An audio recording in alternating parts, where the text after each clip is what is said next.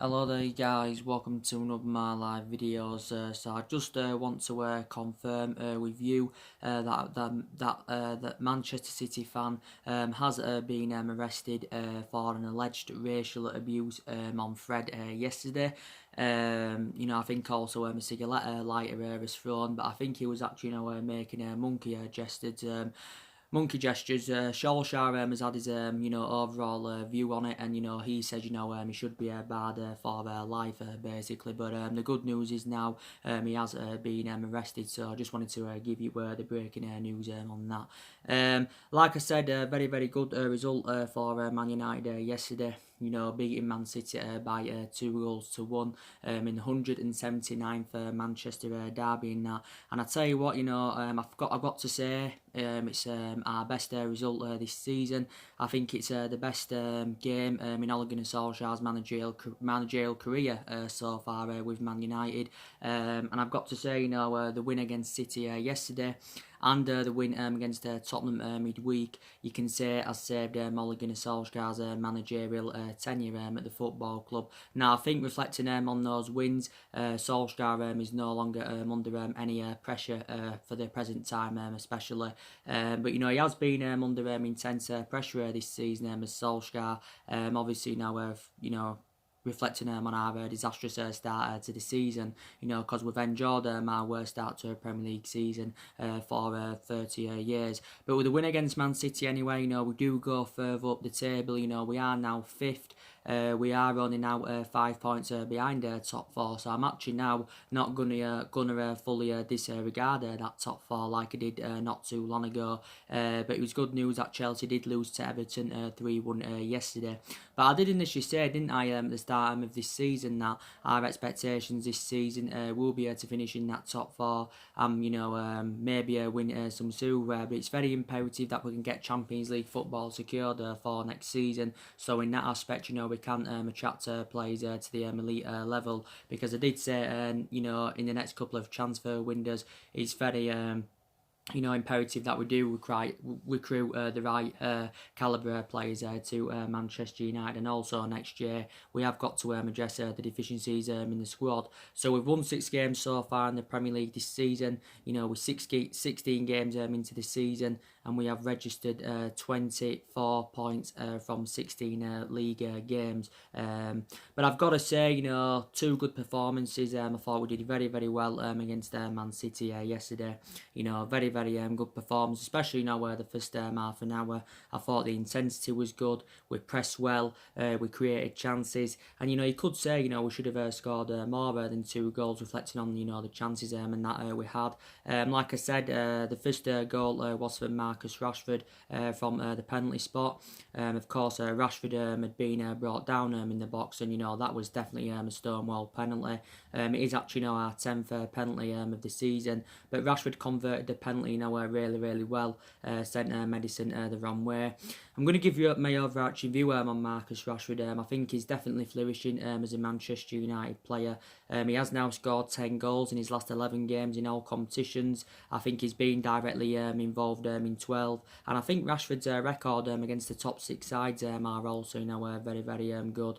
I know I criticised Rashford earlier on in the season, due to his bad performances, but I still said even during his bad spell, he is still the long-term solution for Manchester United. But he's been in absolutely scintillating form, and I do credit Rashford for that. And obviously, Solskjaer has recently, praised him for his fantastic performances. Rashford, should have actually, had a hat-trick, yesterday.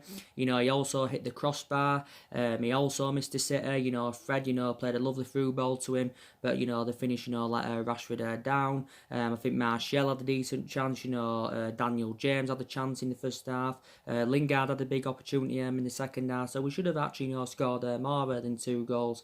I thought Martial's second, was really good as well. It was lovely interchange, from, between Daniel James and Anthony Martial. It was good to see Daniel James get an assist, but I thought Martial, took his goal really, really well. It actually, came off the inside of the post. Yeah, so Martial, I thought also, had a really, really good game. And like I did say anyway, Anthony Martial does add more inspiration in that attacking third of the pitch. Obviously, prior to the game, obviously, Solsjaker said he was unsure, whether he would start, but he actually did start because initially Martial was out with a muscular problem. This, he sustained the actual injury in the 2-2 draw with Villa last week. And he actually missed the Spurs game midweek, but it's good now that Anthony Martial is back into the team. He was initially out with a hamstring problem early on in the season, so due to that, he was out for a couple of months. But Martial now, in total, since his arrival for Monaco back in 2015, he has made 187 appearances for Man United and scored 54 goals. And don't forget, Martial has just recently turned 24 years of age, and we did recommend him in to the football club as a 19-year-old. As a 19-year-old, recommending him in, and I thought he was very, very good in his debut season under the Louis van Gaal Moreira. But I think in the games Martial's played in this season, he's replicating, what he did in his debut season. I know his predominant position is playing out wide, but obviously it got confirmed at the start of this season that Anthony Martial has been given that number 9 role. But yeah, he's doing really, really well in that. But there was a lot of good individual performances yesterday. I thought Lingard played quite well. I think he's rejuvenated himself in the last couple of games. He was injured earlier on in the season. I think, he was poor earlier on in the season, but got to credit him recently. He stepped up to the plate. And like I did take into account, reflecting on his status, and, the number of years he's been at Man United, he's got to be performing to the standards as we should expect from him. Got to say as well, Wan-Bissaka had a really, really good game. Got to say it's probably the best game he's had in a Manchester United shirt this season, but he's had a lot of good games this season. I thought, he handled Sterling really, really well. He actually, had Sterling in his pocket. But I think Wan-Bissaka, can be our right back for the next decade at least. You can rely on him. He's very, very reliable. He isn't a liability, whatsoever. His defensive distribution's fantastic, and I think if he keeps these good run of performances up, his valuation will persistently grow. I think, it said Wan-Bissaka is one booking away from a suspension, so in that aspect, obviously, he has got to be careful. But I do credit him. Obviously, he's our first choice right back, but we have got a variety of fullbacks in our team anywhere that are competitive, as like Ole Gunnar Solskjaer recently revealed. Like I said, Fred had a really, really good game as well. It was a shame, obviously, what happened, with him getting, allegedly racially abused and that. But I thought he had a really, really good game in that midfield. I think, with Paul Pogb's absentee, I think, Fred has actually, fulfilled his position quite well, if I'm going to be quite honest with you. And some people will believe that, we arguably, look better without Paul Pogba in that midfield. But Fred's done really, really well recently. He has rejuvenated himself. I think, he's complemented McTominay in our midfield fantastically well. But credit Fred. We need to give him more time at the football club. He's only been here since the summer of 2018. Obviously, Jose Mourinho recommended him in. But under the Jose Mourinho era, Fred never really got them opportunities. So his appearances were limited, basically. But it's been comparison since Solskjaer came in, because Fred, is actually now getting more opportunities. We paid £50 million for him from Shakhtar Donetsk. Obviously, I do believe that we overpaid for him, but I still think he's doing really, really well at the moment. McTominay, he also did really, really well yesterday. In the game, McTominay's done really, really well this season. Like I said, he has been revelation, and he's deserved to keep his place in the team, reflecting on his good performances. But the return of him anyway is very beneficial, because obviously McTominay also played on Wednesday against Tottenham, also played very, very, very well against Tottenham, controlled the midfield. But I think the 3 games prior to the Tottenham game, obviously he was injured. He was out over an ankle injury, and obviously when McTominay was absent, obviously we mainly had to go over midfield of Andres Pereira and Fred, and we knew obviously that didn't really work out. And you've got obviously a lot of Manchester United fans now demanding Andres Pereira out of the football club. But I've got to say I've got a lot of concerns by him. So if we could move him on, that would be very beneficial. Obviously, I think, as the game went on, though, like I said, City grew into the game and that. Obviously, they had some injuries themselves as well. They had Aguero out with a thigh injury. Obviously, they've got Laporte and Leroy Sané out until February with injury. But, that's not excusable and that. City have still got a really, really good team. So that's definitely not excusable. But I think, as, we part the bus, towards the end of the game, for the last 15-20 minutes, I think, we started to part the bus and that, we nearly had everyone behind the ball. Obviously, City did get one back through Otamendi in the 85th minute. It actually, came from a corner.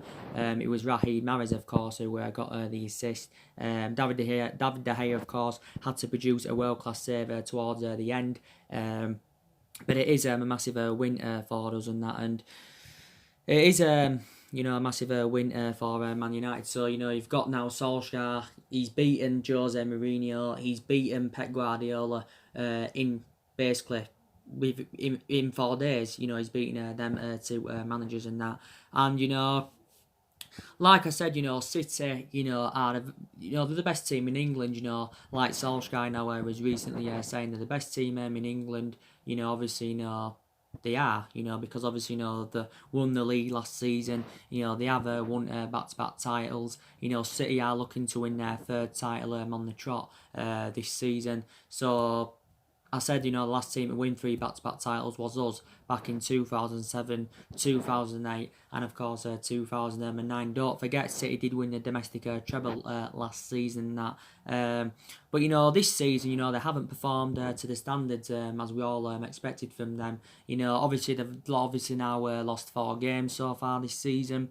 They're sitting 3rd in the league. They are sitting 14 points behind Liverpool, is it? Now Man City. So you've got to say now the league is over. It's definitely now in Liverpool's hands. So it's looking like Liverpool are on course to win their first ever Premier League title. They haven't won it all in all though for 30 years. But I'm surprised City haven't performed better, because I did expect them to. Don't forget, City finished on 98 points last season. They registered 100 points, the season before. They're the only team to register 100 points in one single Premier League season and that. And like I said, Pep Guardiola is a really, really good manager. He's regarded as one of the best managers in the world, because he's got a good pedigree behind him. Obviously, he won trophies when he was at the likes of Bayern Munich, Barcelona. Since he got recommended into City, he's won silverware with them. So he's won so much, during his managerial career so far. He won a lot, during his playing career. But Pep Guardiola is a really, really good manager. And like I said, Solskjaer and Pep Guardiola are totally a comparison in that, because I said, like, Solskjaer hasn't really got a pedigree behind him. He hasn't really got that managerial experience, Solskjaer, especially not really to the highest level. But, Solskjaer, has overcome Pep Guardiola, surprisingly. But, Solskjaer actually, came out before the game, and he actually, revealed that, Manchester United are a bigger club than Manchester City. And, overall we are a bigger club than Man City, historically, because we've had, so much success. Obviously, all our success, obviously, came under Alex Ferguson. Obviously, we recommended Alex Ferguson in 1984 from Aberdeen. Obviously he didn't settle in straight away, so you can also take that into account. Ferguson didn't win out in his first 4 years at the football club, and due to that, he was on the verge of getting the sack. But obviously, he didn't. I think at that point he was 1 game away. But then look what he went and accomplished, and that he won 38 major honours. At Man United, did Ferguson. He had 20 odd years, 26 or was it 27 years at the football club. We are the we are one of the biggest clubs in the world. We are the most successful team in England historically. Obviously, reflect on the titles we've won. We've won 20 titles. We've won 13 Premier League. 7 all the first divisions and that. Obviously, Liverpool have won obviously 18 all first divisions. But if they win it this season, obviously now they are on 19. But like I said, Ferguson was a fantastic manager. He controlled the transfer policies, he controlled a lot of the contracts. He also developed a lot of young players. And Solskjaer did reveal not too long ago that he obviously feels as though that he is following Ferguson's philosophy. We've got a lot of young players in the squad as it stands now, but I think Solskjaer does want to continue recruiting young players to the football club, definitely in that.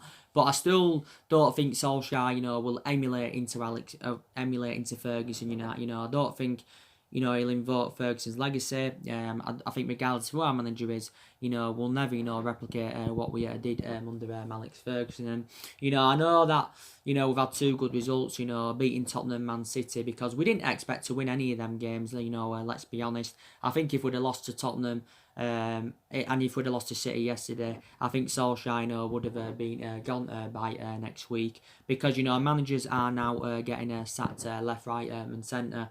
Obviously, recently, Marco Silva got sacked from Everton. Duncan Ferguson's taken over on a temporary basis, I think. Obviously, Umar got sacked from Arsenal the other week.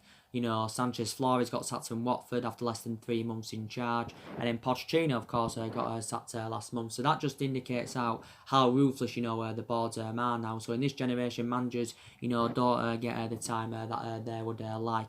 But I'm very, very sceptical, that Man United are going to sack Solskjaer, especially at this present time. Like the players have recently, our players have urged the board not to sack Solskjaer. So obviously, the players have still got faith in him, because they still probably believe he's the right man, to elevate Manchester United forward in that, because the board actually asked our players about, the possibility of sacking Solskjaer.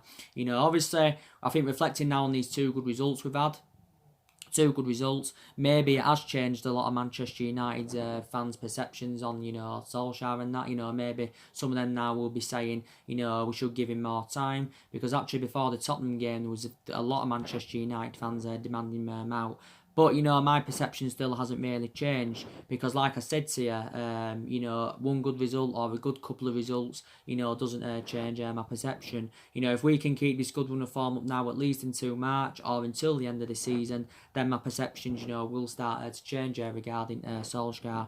But like I said, regardless of the outcome, whether Solskjaer's managerial tenure succeeds at Man United or if it doesn't and he gets sacked, we'll never ever forget, what he's done for the football club, because Solskjaer has been a great servant to Man United, especially as a player. He was a fantastic player for us for 11 years. He flourished under Alex Ferguson's guidance and that. And he was fantastic as a player, so he has got that proven pedigree as a player. But, I think as a manager, he's totally comparison as he was as a player, without a shadow of a doubt. But it doesn't mean because he hasn't got a pedigree behind him in terms of management, it doesn't mean, he can't succeed at Man United, so... But so, and I think anyway, you can say that, we've had good games this season, even though there's been a lot of bad results this season so far, there's been a lot of bad performances, you can still say we've had some good results. And I think we've seen to have done well against elite opposition, because we beat City yesterday at the Etihad 2-1, we beat Tottenham 2-1, we beat Leicester early on in the season 1-0. We drew with Liverpool. We're the only team this season to take any points from Liverpool in the Premier League. We beat Chelsea at the beginning of the season 4-0. So I've got to say this season our record against elite opposition has improved, because our record against the top 6 sides last season wasn't actually good, to be quite honest with you. But I'm very, very happy about that. But I actually I do believe Solskjaer will be here in January. I probably will be here at the end of the season. That don't forget, Solskjaer has got a 3-year contract with the football club. You know, he had been given this 3-year contract when he had been given the job back in March earlier on this year. Obviously, if we do decide to sack him with any time within this year period, then obviously, it will cost the club, obviously something in compensation to obviously, get rid of him. But, we won't get rid of him, we'll stand by him for now. Obviously, Ed Woodward recently came out and said, he's determined to stand by Solskjaer. So Ed Woodward is obviously still willing to back him, because us getting rid of him obviously wouldn't solve a lot of problems at the football club, if any. Obviously there has been a couple of managers on our agenda who could replace Solskjaer at Man United, and that. Obviously I know there's been a lot of speculation about Mauricio Pochettino.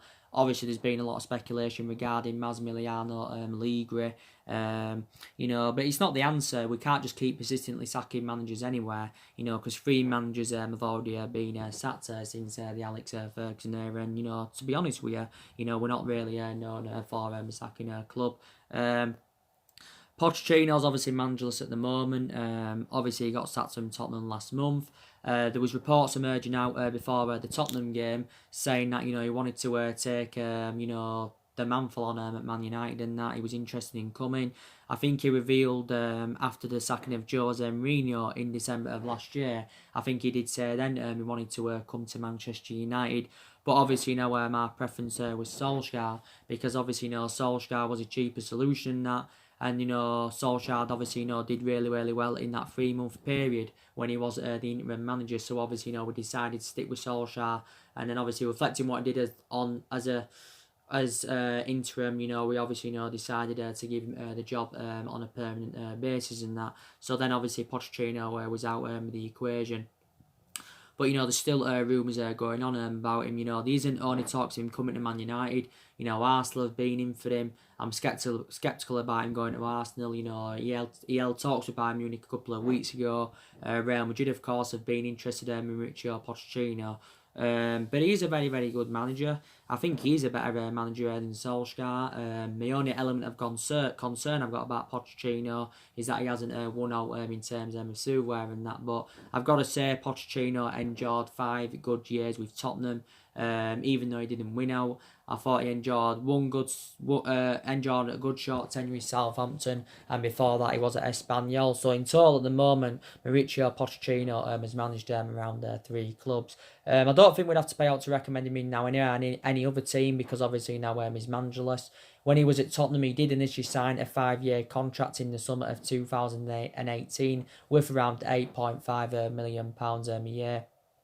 But I think it did say the other week, if he was to take another job on in the Premier League, then he would have to pay around 12.5 million himself due to that clause that was in his contract. But I like Pochettino a lot. Massimiliano Allegri, he's looking for another job. He resigned as Juventus manager at the end of last season, didn't he? He's been learning English for quite some time now in preparation for his potential move. Obviously, at one point, Massimiliano Allegri was our primary candidate. Obviously, there's been talks about him now going to Arsenal. So far, he's actually spent the entirety of his career in the Serie A, emulated himself up over the years. He actually spent the entirety of his playing career in the Serie A. I think he's in his early 50s, is Massimiliano Allegri, but he enjoyed a 5-year tenure with Juventus. At one point, he was in negotiations with Man United, regarding what salary he would earn if he was to be recommended in.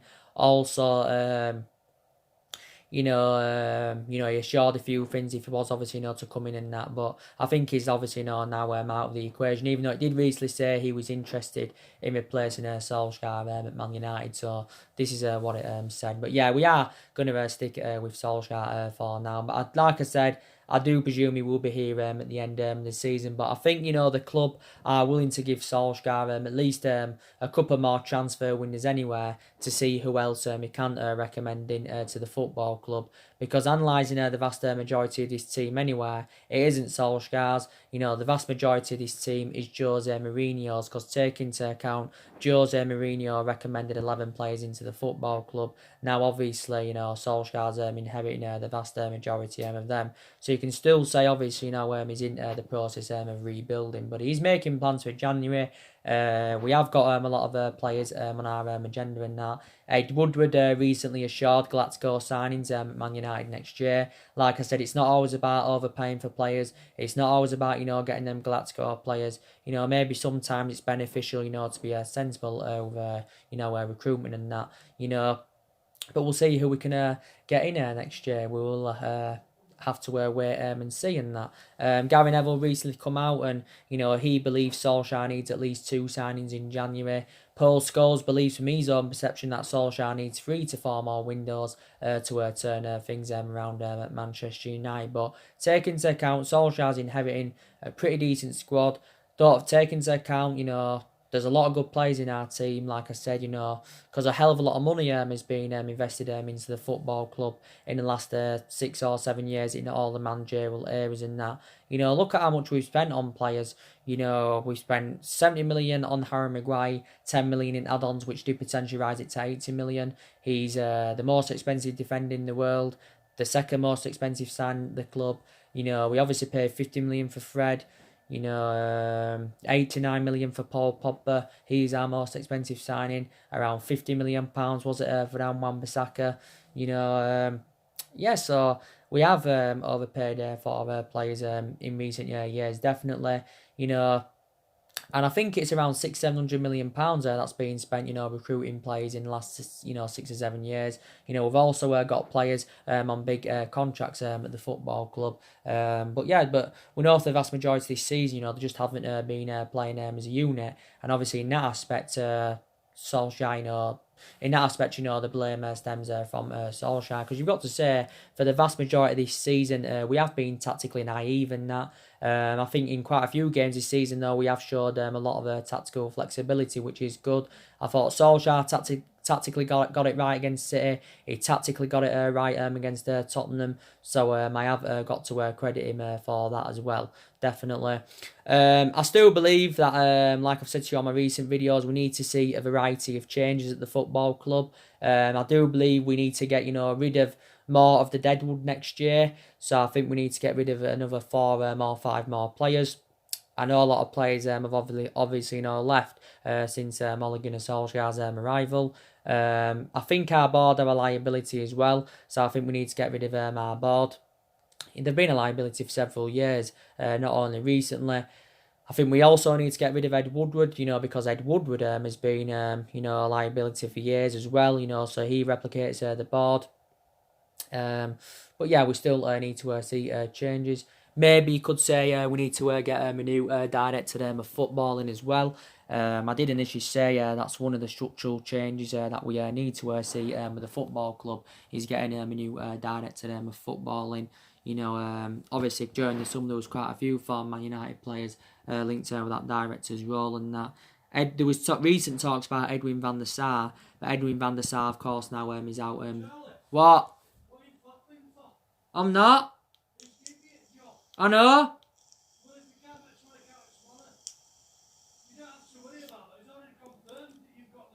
I know. Edwin van der Sar is now out of the equation, like I said, because he signed a contract extension with Ajax. But like I said, Solskjaer now has nearly been here a year now. It is actually nearly a year. He's been permanent manager for nearly 9 months now, or is it 9 months? But yeah, maybe he's entitled to more time at the football club. But Solskjaer will feel better in himself, overall anyway now, reflect on them 2 good results. But I don't think he's under any pressure now, not especially under any intense pressure, like he was, But I did say at the start of this season anyway, I expected us to enjoy a better season this season than what we saw last season, of course, because last season was a huge disappointment. We have still got some injuries in the team, but it's good news is, that players are coming back from injury. Obviously, Eric Bailly's been out with a knee injury. He hasn't played since, pre-season with injury. Fosu Bensu's still out. Dalot's still out. He's sustained a few injuries this season. Matic is out with a minor problem. But they're all back in training. Rojo, I think, still out with a muscle injury. Like I said, Pogba's still out with that ankle injury, but he's back in training and that. I think Paul Pogba should be back for the Alkmaar game or the Everton game. But you can say that definitely now Paul Pogba has been a big miss in that midfield and that. But yeah, players are coming back from injury, which is good. McTominay's recently come back from injury. Luke Shaw obviously has recently come back from injury. He started the game yesterday, by the way. That was his first start for a while. From the start, that is. Still a very imperative fullback. Tuanzebe recently come back from a hip injury.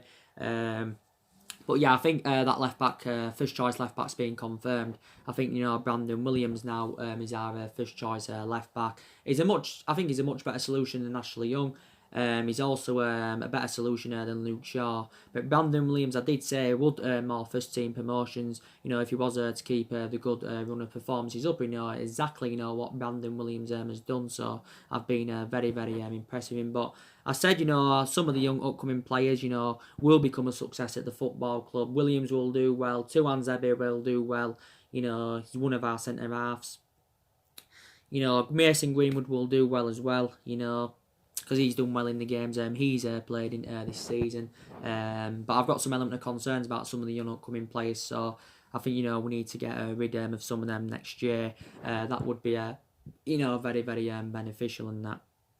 But yeah, just wanted to update you guys on what's happened. The Man City fans being arrested after he alleged to have racially abused Fred and that. So that's very, very good news in that. And Solsjaker is no longer under pressure at the football club. So anyway, guys, drop your comments, likes below on the channel. If you do, consider subscribing as always, and take care. God bless, and I'll see you all again very, very soon. Thanks for watching.